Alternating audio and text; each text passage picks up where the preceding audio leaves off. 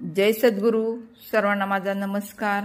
नागपंचमीच्या सर्व माझ्या मैत्रिणींना हार्दिक शुभेच्छा. आज आपण पाहणार आहोत नागपंचमीच्या निमित्ताने खेळले जाणारे खास पारंपरिक खेळ.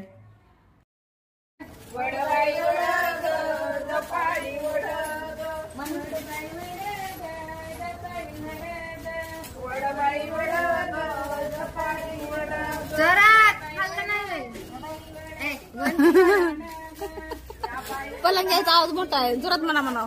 मन की म्हातारी झाली पण तुलाच म्हणते मन जोरात